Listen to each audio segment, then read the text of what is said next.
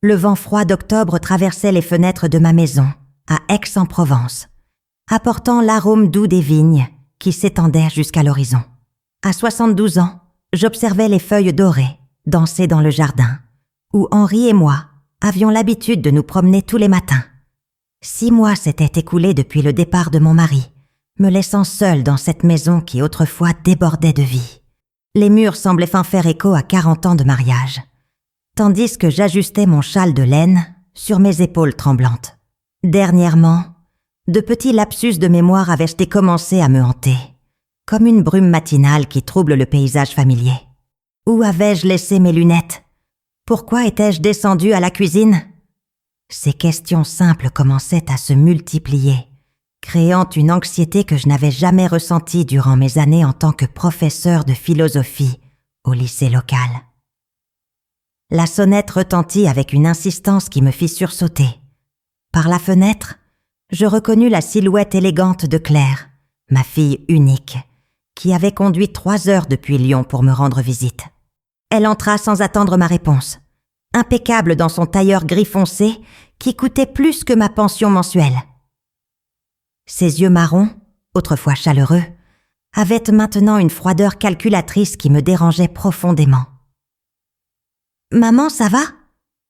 demanda-t-elle, mais son regard parcourait déjà la pièce, inventoriant chaque objet à sa place.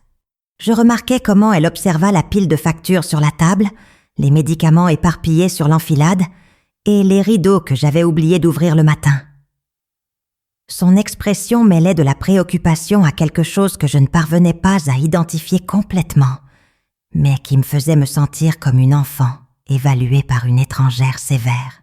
« Claire, ma chère, je ne m'attendais pas à ta visite. » murmurai-je, essayant de ranger rapidement quelques papiers. « Comment ça va à Lyon ?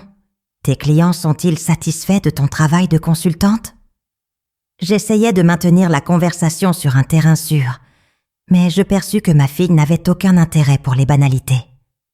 Elle s'approcha à pas déterminés, touchant mon bras avec une gentillesse mécanique qui me glaça le sang. « Je suis venue parce que je m'inquiète pour toi, maman. Hier, tu m'as appelé 3 fois pour la même chose, et Madame Dubois a dit qu'elle t'avait trouvé désorientée près de la mairie la semaine dernière. » Ces mots me coupèrent ma dignité comme des lames affûtées. C'était vrai que certaines choses étaient devenues confuses dernièrement, mais j'étais encore capable de prendre soin de moi. Je n'étais pas une invalide mentale, juste une veuve affrontant la solitude de manière imparfaite. J'étais juste en train de me promener en ville, Claire. Je connais ces rues depuis des décennies. Ma voix sonna plus faible que je n'aurais voulu, trahissant l'insécurité que j'essayais de cacher. Elle soupira avec une impatience théâtrale, comme elle le faisait enfant lorsqu'elle était contrariée. « Maman, regarde-toi. Quand as-tu pris une vraie douche pour la dernière fois ou préparé un repas décent ?» Ces questions me frappèrent comme des gifles. Je m'étais négligée, c'était vrai, mais cela ne signifiait pas une incapacité totale. « J'ai trouvé une clinique merveilleuse à Montpellier », continua Claire, sortant une brochure colorée de son sac. « Elle est spécialisée dans les soins gériatriques de première qualité. Juste quelques semaines de repos et de suivi médical. » Le mot « gériatrique » me fit frissonner. C'était comme si elle décrétait ma mort civile, me réduisant à une catégorie de personnes jetables qui doivent être institutionnalisées pour la commodité de leur famille. Je reculais instinctivement, mon cœur s'emballant dans une panique authentique. « Je n'ai besoin d'aucune clinique, Claire. C'est ma maison, ma vie, mon histoire. » Ma voix retrouva une force momentanée, faisant écho à l'autorité que j'exerçais en classe. Mais Claire était préparée à ma résistance. Elle ouvrit une pochette en cuir qu'elle avait apportée, révélant des documents organisés avec une précision militaire.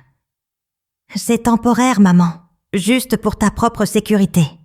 Et pendant ce temps, je peux organiser tes papiers, payer les factures en retard, m'occuper de la propriété. » Elle plaça un stylo dans ma main tremblante.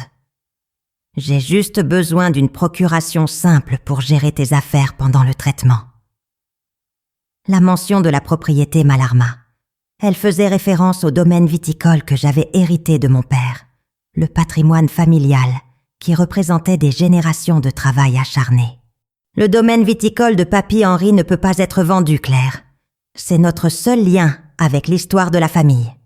C'est exactement pourquoi je dois le protéger, maman. Tu n'as plus les capacités physiques ou mentales de gérer une entreprise évaluée à 12 millions d'euros. » Le chiffre me laissa stupéfaite.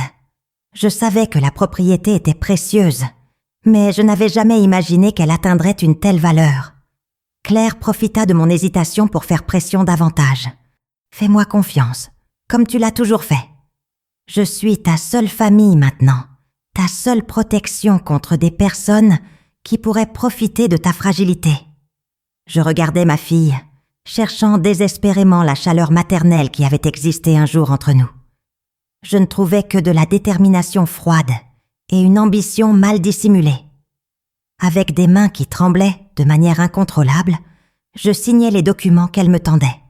À ce moment-là, je scellais mon propre destin sans savoir que je remettais non seulement ma liberté, mais aussi le patrimoine qui représentait l'âme de notre famille. 3 heures après avoir signé ces maudits documents, je me retrouvais sur la banquette arrière d'une voiture noire qui sillonnait les routes sinueuses en direction de Montpellier. Le paysage familier d'Aix-en-Provence disparaissait dans le rétroviseur, comme si ma vie entière était en train d'être effacée. Claire conduisait avec une efficacité mécanique, parlant au téléphone de plannings et de délais dans un jargon d'entreprise qui m'était complètement étranger. J'essayais de protester quelquefois, de dire que j'avais changé d'avis, mais elle m'ignora avec la même facilité avec laquelle elle jetterait un vieux journal. La clinique Saint-Benoît apparut à l'horizon comme une forteresse de béton et de verre, entourée de hauts murs qui ressemblaient en plus à une prison qu'à un lieu de traitement. Mon estomac se contracta lorsque je réalisais qu'il n'y avait pas de retour en arrière possible. Claire avait déjà pris toutes les décisions pour moi, et j'étais devenue une simple charge à déposer dans le destin qu'elle jugeait appropriée pour une vieille femme gênante. La réception de la clinique sentait le désinfectant et le désespoir silencieux. Une infirmière robuste nommée Brigitte me conduisit le long des couloirs interminables, ses pas résonnant avec une autorité militaire. « Madame Lemoine, votre chambre est au 3e étage, LB. Nous avons des horaires stricts pour les repas, les médicaments et les activités. » Sa voix n'admettait aucune question. Lorsque nous arrivâmes à la chambre, un minuscule cubicule stérile, avec un lit, une chaise et une fenêtre donnant sur une cour intérieure sans vie, je fis une découverte qui me glaça le sang. « Ma chambre n'a pas de téléphone, » observai-je, ma voix trahissant la panique croissante. « C'est pour votre bien, madame. Le repos complet est essentiel pour le traitement. Le contact avec l'extérieur peut être perturbateur au début. » Brigitte ferma la porte d'un clic définitif et j'entendis clairement le son d'une clé tournant dans la serrure. À ce moment-là, je compris avec une horreur absolue que je n'étais pas une patiente. J'étais une prisonnière. Pendant que je m'adaptais aux horreurs de ma nouvelle réalité, Claire exécutait déjà la 2e partie de son plan méticuleux. Au cabinet notarial d'Aix-en-Provence, elle attendait impatiemment dans l'antichambre décorée de meubles d'époque et de portraits solennels d'anciens notaires. Le titulaire était en congé maladie, l'obligeant à traiter avec un substitut qui semblait désagréablement attentif aux détails. « Julien Dufresne », se présenta le jeune homme, tendant une main ferme.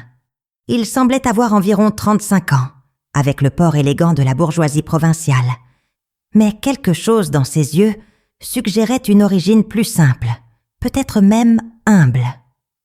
Claire évalua rapidement qu'elle pourrait le manipuler sans grande difficulté. « Claire Lemoine, j'ai besoin d'authentifier une procuration et d'initier immédiatement le transfert d'une propriété de grande valeur. » Elle poussa les documents sur la table en acajou, avec l'efficacité de quelqu'un habitué à obtenir ce qu'il voulait par pure détermination et intimidation subtile. Julien examina les papiers avec une minutie qui irrita profondément Claire. Il compara les signatures, vérifia les dates, contrôla les timbres. Un processus qui devait être routinier se transformait en un audit détaillé qui consommait un temps précieux. La propriété en question était le domaine viticole historique Le Moine, n'est-ce pas ? Demanda-t-il, feuilletant de vieux registres avec un intérêt sincère. Exactement. Héritage familial récent. Ma mère n'a plus les capacités physiques ou mentales de gérer l'entreprise. Claire croisa les jambes avec une élégance étudiée, rayonnant une confiance qu'elle ne ressentait pas complètement. Quelque chose dans la posture du notaire suggérait une résistance, et elle devait neutraliser toute objection avant que ses soupçons ne grandissent. « Et où se trouve Madame Lemoine en ce moment ?» Dans les transactions de cette ampleur, il est d'usage que le mandant soit présent pour confirmation. La question frappa Claire comme un pavé, mais elle garda un visage impassible, comme elle l'avait appris au fil des années de négociations corporatives difficiles. Ma mère est hospitalisée en traitement gériatrique, spécialisée à Montpellier. C'est précisément pourquoi j'ai eu besoin de la procuration, pour protéger ses intérêts financiers pendant la période de convalescence. Claire mentit avec la naturalité de quelqu'un qui avait transformé la malhonnêteté en outil professionnel. Julien, cependant, ne sembla pas convaincu. Il feuilleta quelques documents supplémentaires, comparant les anciennes signatures avec la procuration récente. La signature de Geneviève était visiblement plus tremblante que les précédentes, comme si elle avait été faite sous pression ou dans un état de confusion mentale. « Le patrimoine est évalué à combien, précisément ?» demanda-t-il, bien qu'il connaisse probablement déjà la réponse. « 12 millions d'euros. Le marché des domaines viticoles haut de gamme est extrêmement dynamique et j'ai déjà 3 acheteurs préapprouvés, n'attendant que la libération légale. Le chiffre impressionnant aurait dû accélérer le processus, mais paradoxalement, il semblait avoir accru la prudence du notaire. Claire réalisa qu'elle avait sous-estimé l'intelligence de l'homme en face d'elle. Julien se pencha en arrière dans son fauteuil en cuir, étudiant Claire d'un regard qu'elle ne parvenait pas à déchiffrer complètement.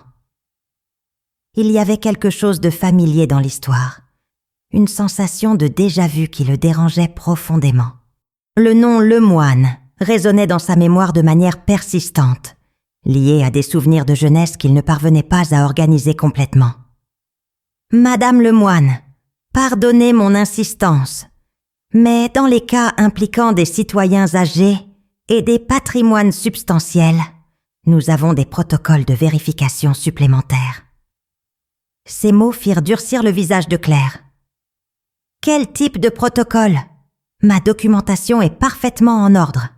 J'ai besoin d'un rapport médical détaillé prouvant l'incapacité du mandant, ainsi qu'une confirmation indépendante qu'elle a pleinement compris les implications légales de la procuration. » Claire sentit le sol s'effondrer sous ses pieds manucurés, avec soin.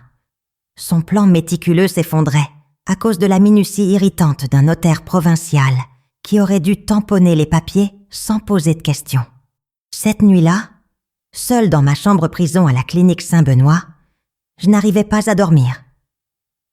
Le matelas fin et les draps rêches me rappelaient constamment que je n'étais pas chez moi, que ma liberté m'avait été volée par quelqu'un qui était censé me protéger. Par la fenêtre grillagée, j'observais les lumières de Montpellier scintiller au loin, comme des étoiles inaccessibles. Pendant ce temps, à des kilomètres de là, Julien Dufresne restait tard dans son bureau, une inquiétude inexplicable l'empêchant de classer mon dossier. Quelque chose dans la précipitation de Claire, dans la signature tremblante des documents, et surtout dans le nom Lemoine, le troublait profondément. Il ouvrit les archives anciennes de l'étude notariale, cherchant des registres antérieurs de la famille. Ce qu'il trouva le laissa perturbé. Des signatures fermes, élégantes, d'une Geneviève Lemoine, qui n'était clairement pas la même personne qui avait soi-disant signé la procuration récente. La divergence était trop flagrante pour être ignorée par un professionnel consciencieux. Julien décida de mener sa propre enquête discrète. Le lendemain matin, Il visita les archives municipales et découvrit que Geneviève Lemoine avait été professeure de philosophie au lycée Cézanne pendant plus de 3 décennies. Intrigué, il se rendit à l'école, où il s'entretint avec d'anciens employés qui se souvenaient d'elle avec affection et respect. Madame Lemoine était une professeure extraordinaire, lui raconta la secrétaire à la retraite, Madame Rousseau. Elle inspirait les élèves à penser de manière critique, à tout remettre en question. Beaucoup ont poursuivi des carrières universitaires grâce à elle. Ces mots frappèrent Julien comme un éclair. Soudain, les souvenirs de sa propre adolescence refirent surface. Un jeune homme d'origine modeste, fils d'ouvrier, qui rêvait d'étudier le droit, mais doutait de ses capacités. C'était une professeure de philosophie qui l'avait encouragé, qui lui avait prêté des livres, qui avait cru en son potentiel, alors qu'il n'y croyait pas lui-même. Cette professeure était Geneviève Lemoine. La révélation transforma complètement la perspective de Julien sur l'affaire.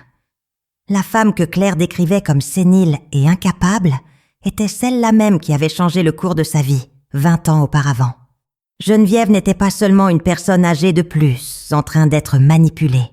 C'était la personne qui l'avait inspiré à chercher la justice par le droit. Avec une nouvelle détermination, il approfondit son enquête.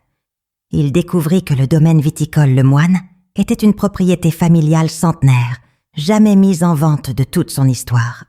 Il consulta des collègues spécialistes en droit des personnes âgées et apprit que les internements forcés, suivis de transferts de patrimoine, étaient des tactiques courantes dans les cas d'abus financiers envers les personnes âgées. Le schéma se dessinait clairement. Claire avait créé une situation où sa mère semblait incapable pour justifier à la fois l'internement et le contrôle des biens. Julien réalisa qu'il était face à un crime sophistiqué, déguisé en sollicitude filiale. Décidé à agir, Julien inventa une excuse officielle pour visiter la clinique Saint-Benoît. Il se présenta comme un notaire chargé de la vérification de documents, une prérogative légale que l'administration ne pouvait refuser. L'infirmière Brigitte le conduisit à contre-cœur dans les couloirs, clairement mal à l'aise avec l'inspection. « Madame Lemoine est sous sédatif pour son traitement », mentit-elle. Mais Julien insista poliment pour remplir son devoir légal. Quand ils arrivèrent enfin à ma chambre, ils me trouvèrent assise sur la chaise, parfaitement lucide, observant la cour par la fenêtre. Mon cœur bondit quand je vis un homme jeune et élégant entrer accompagné de l'infirmière. Il y avait quelque chose de familier dans son visage, mais je ne parvins pas à identifier quoi exactement. « Madame Lemoine, je suis Julien Dufresne, notaire à Aix-en-Provence. J'ai besoin de clarifications concernant des documents que vous avez signés récemment. » Sa voix était douce, mais professionnelle. Et pour la première fois depuis des jours, je sentis une étincelle d'espoir. « Monsieur Dufresne, » répondis-je, ma voix retrouvant une force que je n'avais pas sentie depuis des semaines. Comme il est bon que quelqu'un soit enfin venu m'écouter. Je n'aurais jamais autorisé la vente du domaine viticole de ma famille. Ma fille m'a présenté des papiers confus. Elle m'a mise sous pression alors que j'étais vulnérable après la mort de mon mari. Les mots jaillirent en un torrent, comme si un barrage avait cédé. Julien écouta attentivement, prenant des notes discrètes. Brigitte tenta d'interrompre plusieurs fois, alléguant que j'étais confuse et hors de moi. Mais ma lucidité était évidente. Je racontais en détail comment Claire m'avait manipulée, comment les papiers avaient été présentés sous pression, comment j'avais été amenée contre ma volonté dans cette prison déguisée en clinique. Le domaine viticole représente 4 générations de la famille Lemoine. Mon arrière-grand-père a planté les premières vignes de ses propres mains. Le vendre serait comme profaner un cimetière. Julien hocha gravement la tête, et je pus voir dans ses yeux qu'il croyait chacun de mes mots. Alors que Julien s'apprêtait à partir, un souvenir soudain me frappa comme un éclair. « Monsieur Dufresne !» l'appelai-je, ma voix tremblante d'émotion. « N'étiez-vous pas mon élève au lycée Cézanne ? Je me souviens d'un jeune Julien, fils de l'ouvrier Dufresne, qui rêvait d'étudier le droit, mais pensait qu'il n'en avait pas les capacités. Ses yeux se remplirent de larmes, tandis qu'il acquiesçait lentement. « Madame Lemoine, vous m'avez prêté vos propres livres de droit. Vous m'avez encouragé quand tout le monde disait que je devrais me contenter d'un travail manuel comme mon père. Vous avez changé ma vie. L'émotion nous submergea tous les deux. Le destin avait conspiré pour que le garçon qu'elle avait inspiré devienne l'homme capable de la sauver. Julien promit qu'il ne s'arrêterait pas avant d'avoir réparé l'injustice. Et pour la première fois depuis que Claire était apparue à ma porte, je crus qu'il y avait de l'espoir. Le lien entre professeur et élève, renforcé par le temps et la gratitude, était devenu ma seule chance de liberté. Julien ne perdit pas de temps. Le lendemain matin de nos émouvantes retrouvailles, il déposa une requête d'urgence auprès du parquet de Montpellier, documentant minutieusement toutes les irrégularités qu'il avait découvertes. Le procureur Antoine Moreau, spécialiste des crimes contre les personnes âgées, fut impressionné par la qualité des preuves recueillies. « C'est un cas typique d'abus financier familial », déclara Moreau, après avoir analysé les documents. La précipitation de l'internement, la procuration signée sous pression, la tentative immédiate de liquider un patrimoine significatif, tous sont des indicateurs classiques. Une ordonnance judiciaire fut émise en quelques heures, suspendant temporairement toute transaction impliquant mes biens et ordonnant une enquête complète sur les circonstances de mon internement. La machine de la justice française, souvent lente, se mit en marche avec une efficacité surprenante face à des preuves aussi claires de manipulation. Claire, qui pensait tout contrôler, se réveilla pour découvrir que son château de cartes s'effondrait rapidement. La notification judiciaire parvint à Claire alors qu'elle déjeunait dans un restaurant élégant de Lyon, célébrant prématurément ce qu'elle considérait comme un coup parfait. L'huissier de justice la trouva à la brasserie Le Central, interrompant son repas coûteux avec des papiers qui lui glacèrent le sang. « Madame Claire Lemoine, vous êtes sous enquête pour abus de faiblesse, faux et usage de faux, et tentative d'abus de confiance », annonça l'officier à voix haute, suffisamment pour que d'autres clients entendent. L'humiliation publique fut dévastatrice pour une femme obsédée par sa réputation professionnelle. Paniquée, Claire appela immédiatement la clinique, exigeant de me parler, mais fut informée que j'étais sous protection judiciaire et que tout contact devait être médiatisé par des avocats. Son plan méticuleux s'était transformé en cauchemar juridique, et elle comprit finalement qu'elle avait gravement sous-estimé ma lucidité, autant que la détermination de Julien. À la clinique Saint-Benoît, j'attendais anxieusement des nouvelles lorsque Brigitte apparut dans ma chambre, avec une expression mêlant surprise et irritation mal dissimulée. « Madame Lemoine, une ordonnance judiciaire est arrivée, ordonnant votre libération immédiate », annonça-t-elle avec une évidente contrariété. « Un avocat est à la réception pour vous emmener. » Mon cœur bondit de joie, tandis que je rassemblais mes quelques affaires. L'avocat était un jeune associé du cabinet que Julien avait engagé, et il me conduisit avec douceur jusqu'à une voiture où m'attendait une assistante sociale spécialisée dans les cas gériatriques. Pendant le trajet de retour à Aix-en-Provence, je contemplais les paysages familiers que je pensais ne plus jamais revoir. Les vignes dorées d'octobre n'avaient à jamais paru aussi belles, et chaque kilomètre me rapprochait non seulement de chez moi, mais de ma dignité restaurée. La liberté que je considérais comme acquise toute ma vie se révéla un bien précieux qui pouvait être volé par ceux qui étaient censés la protéger. Julien m'attendait à la porte de ma maison, avec un sourire mêlant soulagement professionnel et joie personnelle. « Madame Lemoine, bienvenue chez vous », dit-il, me tendant les clés que Claire avait confisquées. La maison était exactement comme je l'avais laissée. Mais maintenant, chaque objet familier prenait un nouveau sens, des symboles d'autonomie que j'avais presque perdus, à jamais. « Qu'arrivera-t-il à Claire ?» demandai-je, ressentant un mélange complexe de colère et de tristesse maternelle. « Elle est poursuivie pour de multiples crimes. Les preuves sont irréfutables, y compris des enregistrements de la clinique où elle a donné des instructions au personnel pour me garder isolée. Julien expliqua que Claire risquait jusqu'à 5 ans de prison et l'obligation de rembourser tous les frais de justice. Le destin avait été ironique. La fille qui avait tenté de me déclarer incapable faisait maintenant face à la perte de sa propre liberté. C'était une justice amère, mais nécessaire pour que d'autres personnes âgées ne subissent pas le même sort. Le procès de Claire dura 3 mois et attira une attention considérable des médias français comme un exemple paradigmatique d'abus familial contre les personnes âgées. Je témoignais avec dignité, narrant calmement comment j'avais été manipulée pendant ma période de vulnérabilité. Claire tenta de plaider qu'elle avait agi par réelle préoccupation pour ma santé mentale, mais les preuves étaient accablantes. Des enregistrements de la clinique révélèrent ses instructions explicites pour me maintenir sous sédatifs et isolée.